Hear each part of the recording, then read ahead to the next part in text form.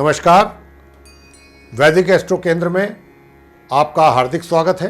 तो मित्रों, आज हम एक बहुत ही ऐसे विषय, महत्वपूर्ण विषय है ये, जिस पर आपके साथ चर्चा करेंगे।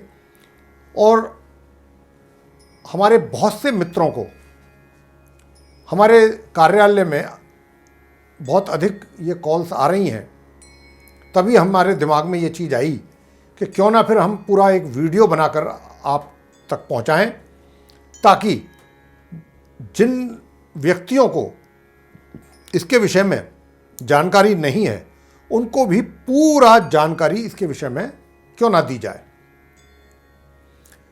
अब क्योंकि इतनी अधिक मात्रा में कॉल्स आ रही हैं, कॉल्स क्यों आ रही हैं? हमारे जातक हमको या जो व्यक्ति हैं वो इसलिए कॉल्स कर रहे हैं। वो कहते हैं कि साहब, एक बात नहीं समझ में आ रही कि इस बार श्राद्ध जो शुरू हो रहे हैं, हमेशा क्या होता है, श्राद्ध से खत्म होने से अगले दिन से नवरात्रि शुरू हो जाते हैं, लेकिन इस बार ऐसा नहीं है।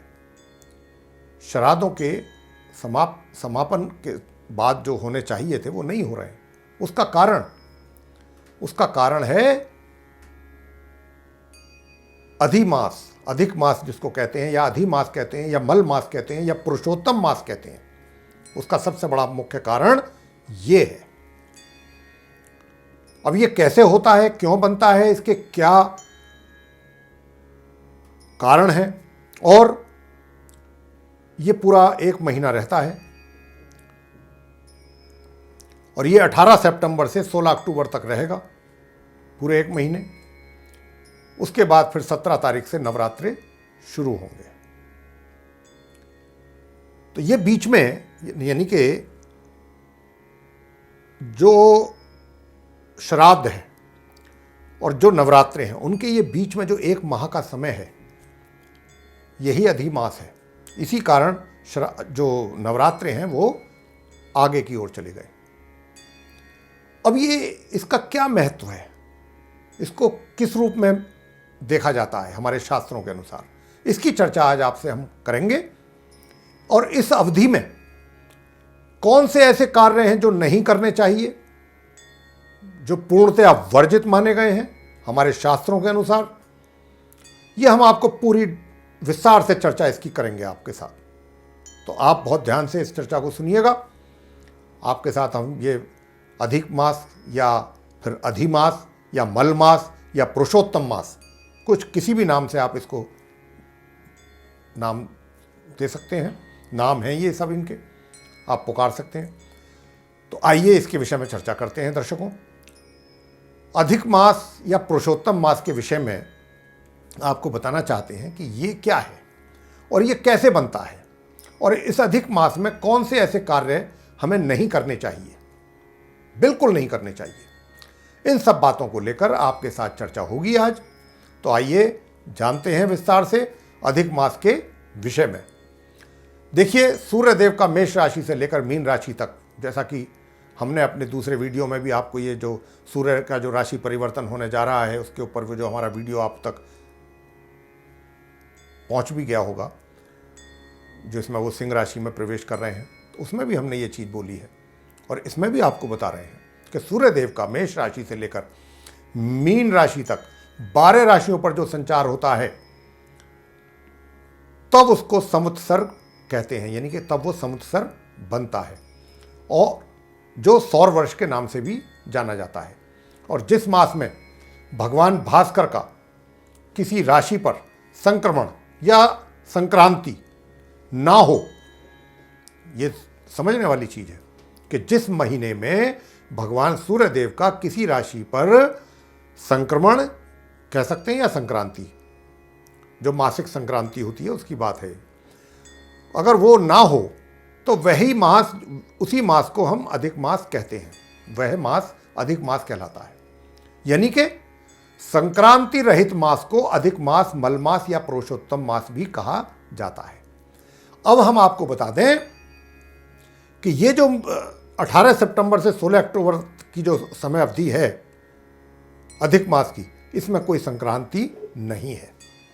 या तो इससे पहले है या फिर 17 अक्टूबर को है। तो इसमें नहीं हुई, तो ये अधिक मास हो गया। हमारे ज्योतिषीय गणना के अनुसार जो सौर वर्ष है वह 365 दिन 6 घंटे 11 सेकंड का माना जाता है, जबकि एक चंद्र वर्ष जो है वो 354 दिन एवं लगभग 9 घंटे का होता है। सौर वर्ष एवं चंद्र वर्ष तथा सौर मास एवं चंद्रमास के मध्य सामंजस्य स्थापित करने के लिए ही शास्त्रों के निर्माताओं के द्वारा अधिक मास की व्यवस्था की गई है। हमारे शास्त्रों के अनुसार एक अधिक मास से दूसरे अधिक मास तक की अवधि 28 मास से लेकर 36 मास के भीतर ही होना संभव है। यानी ये जो अधिक मास आता है ये 28 से 36 मास के भीतर ही इसकी पॉसिबिलिटी है आने की। इस प्रकार हम यह कह सकते हैं कि हर तीसरे वर्ष में अधिक मास या पुरुषोत्तम मास की पुनरावृत्ति होना संभव है। अब आपको हम यह भी बताना चाहेंगे कि अधिमास को पुरुषोत्तम मास क्यों कहा गया है। जहां एक तरफ अधिमास या मलमास की दृष्टि से जैसे बहुत अशुभ मानते हैं इसको, वहीं दूसरी ओर पुरुषोत्तम मास के दृष्टिकोण से इसकी बड़ी महिमा है मित्रों। अधिमास जो थे उन्होंने तपस्या करके भगवान विष्णु जी से ही उनका पुरुषोत्तम नाम प्राप्त किया था, उनकी तपस्या करके। और भगवान पुरुषोत्तम ने इसको अपना नाम दे करके कहा है कि अब मैं इस मास का स्वामी हो चुका हूं, बन गया हूं। यह मास सभी मासों का अधिपति होगा और यह पूजा करने वाले सभी लोगों के, यह बात ध्यान देने की है दर्शकों कि क्या बोला है भगवान विष्णु जी ने। उन्होंने कहा है कि यह सभी मासों का अधिपति होगा और यह पूजा करने वाले सभी लोगों के दरिद्र का नाश करने वाला मास होगा। यानी कि जो पूजा अर्चना नियमित रूप से भगवान की करेंगे, और वो कैसे करेंगे वो आगे चर्चा होगी आपके साथ, उनकी दरिद्रता को भगवान दूर करेंगे, ऐसा उन्होंने कहा है। तो इस मास में नियम पूर्वक और संयमित रहकर अगर भगवान श्री विष्णु जी एवं भगवान शिव जी की पूजा और अर्चना की जाए तो ऐसा करने से आध्यात्मिक शक्ति की भी प्राप्ति होती है व्यक्ति को, मनुष्य को। शिव पुराण में भी इसका वर्णन है, जहां मलमास, अधिमास या पुरुषोत्तम मास के साक्षात भगवान शिव जी का स्वरूप इनको कहा गया है। इनको शिव जी का स्वरूप भी कहा गया है। अर्थात इस प्रकार इसमें भगवान शिव जी एवं भगवान विष्णु जी दोनों की ही पूजा आराधना करनी चाहिए, जो कि वर्षों तक की गई तपस्या के फल के समान मानी गई है। यह बहुत महत्वपूर्ण चीज है कि इस अधिमास में या पुरुषोत्तम मास में की गई पूजा अर्चना भगवान शंकर जी और भगवान विष्णु जी की नियम पूर्वक और संयमित रह करके अगर आप करेंगे तो कई वर्षों की जो तपस्या होती है उसका जो फल प्राप्त होता है उसी के ही समान मानी गई है। बहुत बड़ी बात है। जो व्यक्ति अधिमास में श्रद्धा के साथ भक्ति पूर्वक व्रत, उपवास और श्री विष्णु जी का पूजन तथा पुरुषोत्तम महात्म्य का पाठ, दान आदि शुभ कार्य करते हैं जो मनुष्य, वह मनोवांछित फल की भी प्राप्ति करते हैं। उनको मनोवांछित फल की प्राप्ति होती है, लेकिन आपने सिर्फ और सिर्फ अपना पूरा ध्यान भगवान की पूजा अर्चना पर केंद्रित रखना है और इसके अतिरिक्त कुछ नहीं। तो इस प्रकार आपको बता दें कि 18 सितंबर दिन शुक्रवार से आश्विन अधिक मास प्रारंभ होकर 16 अक्टूबर शुक्रवार तक व्याप्त रहेगा। फिर दोबारा से सुन लीजिए। तो इस प्रकार 18 सितंबर दिन शुक्रवार से आश्विन मास अधिक मास प्रारंभ होकर 16 अक्टूबर शुक्रवार तक व्याप्त रहेगा। यानी कि आश्विन मास में इस बार 2 बार कृष्ण पक्ष और 2 ही शुक्ल पक्ष आएंगे। इस प्रकार ये अधिक मास हो गया। और प्रथम आश्विन शुक्ल पक्ष और द्वितीय आश्विन कृष्ण पक्ष दोनों पक्षों के अंतराल में संक्रांति का अभाव है, संक्रांति नहीं होगी और उसके ना होने से आश्विन मास अधिमास या पुरुषोत्तम मास ही माना जाएगा। वैसे हमारे शास्त्रों के अनुसार जिस वर्ष 2 आश्विन मास आए तो ही हो गए, यानी कि 2 कृष्ण पक्ष होंगे आश्विन मास में, 2 शुक्ल पक्ष, जैसा कि अभी हमने आपको कहा। तो हमारे शास्त्रों के अनुसार जिस वर्ष में 2 आश्विन मास आए तो उस वर्ष इसे शुभ नहीं माना जाता है। तो यह शुभ नहीं है। इस मास के प्रारंभ होते ही प्रातःकाल सूर्योदय से पूर्व उठें आप, सो करके सूर्योदय होने से पूर्व उठना है आपने, और स्नान आदि से निवृत्त होकर भगवान का स्मरण करना आपको चाहिए पूरे अधिमास। और पुरुषोत्तम मास के नियम ग्रहण करने चाहिए। क्या करने चाहिए? इस पूरे मास में श्रीमद् भागवत पुराण का पाठ करना बहुत शुभ फलदायी होता है, बहुत शुभ फलदायी। श्रीमद् भागवत पुराण, इसका पालन करें आप। अधिक मास के अंतिम दिन विविध प्रकार की मिठाइयां, अंतिम दिन अधिमास के भिन्न भिन्न प्रकार की मिठाइयां, घी, गुड़ और अन्न का दान आप ब्राह्मण को कर सकते हैं। अधिमास में फल प्राप्ति की कामना से किए जाने वाले प्राय सभी कार्य वर्जित हैं। यानी कि देखिए, ये बहुत स्पष्ट रूप से हमारे शास्त्रों में कहा गया है कि ये जो पूजा अर्चना आपको कहा गया है करने के लिए बताया जा रहा है हमारे द्वारा, ऐसा शास्त्रों में वर्णन है कि जो पूजा अर्चना भगवान शंकर जी की, या जो हमने कहा कि श्रीमद् भागवत पुराण का पाठ, इस प्रकार की जो भी पूजा अर्चना आप करेंगे वो बिना किसी इच्छा के, आप कोई मन में कोई ये इच्छा ना रखें कि इस कार्य हेतु मेरा ये कार्य पूरा हो जाए, मेरा वो कार्य, ये पूर्ण रूप से वर्जित है। ये जो पूजा आपने करनी है इस अवधि में, ये बिल्कुल निस्वार्थ करनी है, भगवान के श्री चरणों में अपने आप को समर्पित करना है।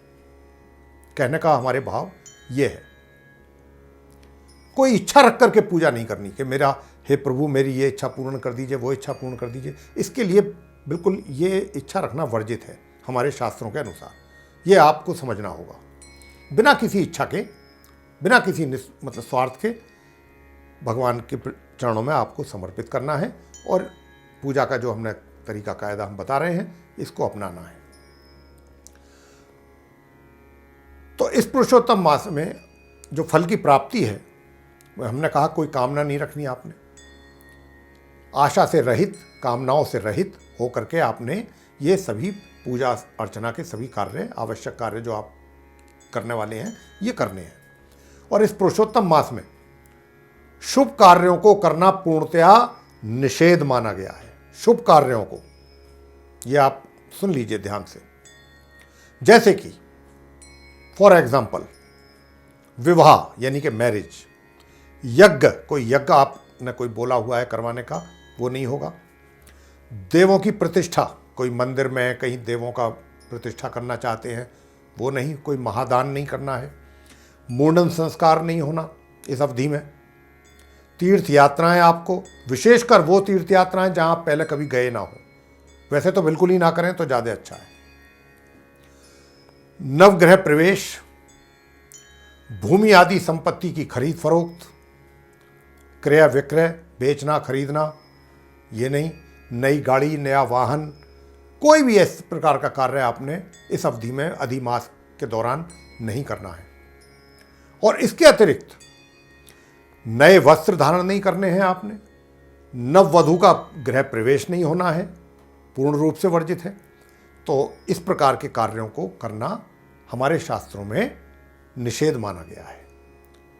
तो ये जो हम जानकारी आप तक लेकर के आए हैं, उसके पीछे एक ही उद्देश्य था कि हमारे पास इतनी अधिक कॉल्स आ रही थी हमारे कार्यालय में कि साहब ये समझाइए कि ये क्या होता है अधिक मास, और श्राद्धों के 1 महीने के बाद नवरात्रि शुरू हो रहे हैं, जो कि श्राद्धों से अगले समापन के नेक्स्ट डे यानी अगले दिन से ही शुरू हो जाया करते हैं।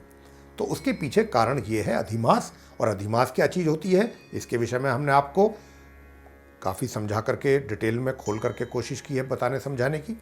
और इसमें क्या कार्य करने चाहिए, किस प्रकार करने चाहिए, क्या नहीं करना चाहिए, ये भी सब आपको जानकारी देने की कोशिश यहाँ पर हमारे द्वारा की गई है। और आपको बताना चाहेंगे कि जैसे गोल्ड परचेज करना, चांदी परचेज करना, ये आपने नहीं करना है इस दौरान। गाय का दान नहीं करना है, ऐसे भी जो कार्य हैं वो भी करना निषेध है।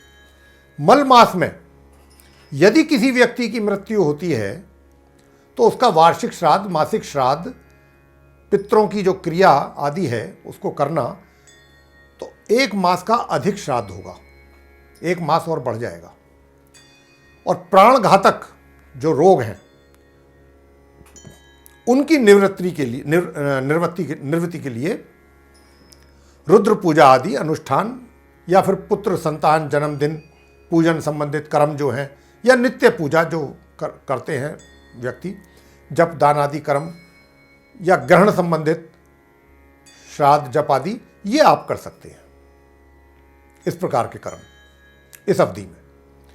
तो ये था मित्रों आपको अधिक मास या अधिमास या मल मास या पुरुषोत्तम मास के विषय में जो हमने जानकारी दी है।